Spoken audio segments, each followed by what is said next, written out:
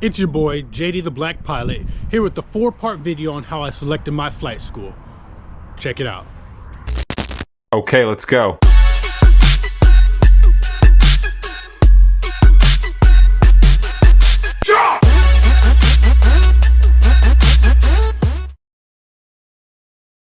So this was a pretty involved process for me. Again, I'm spending $12,000 to $20,000 on my private pilot certificate.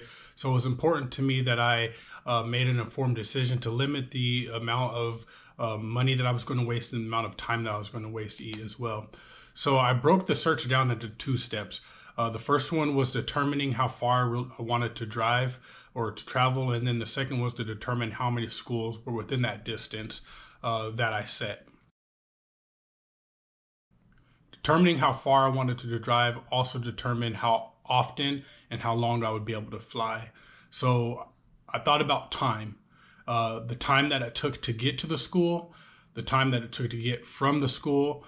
And I knew I wanted to fly at least 2 hours while I was at the school. And I knew I wanted to do that a minimum of 3 times a week. So 2 hours times 3 days a week is at least 6 hours a day, not including travel time and not including the time that you spend with your instructor before and the time you spend with your instructor after you're finished flying. And then I also had to consider traffic.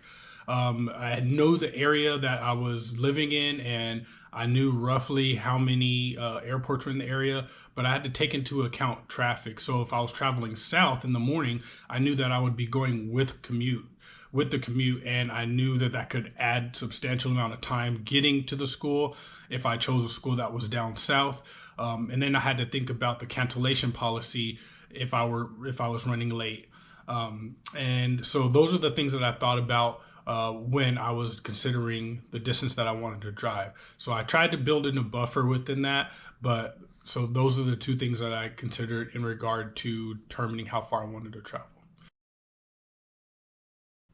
I had to determine how many schools were within the parameters that I set. So I used Google Maps and I searched for flight schools that were within that area.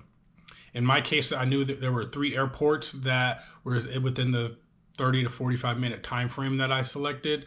And the first airport was right here. It's about 5 minutes away.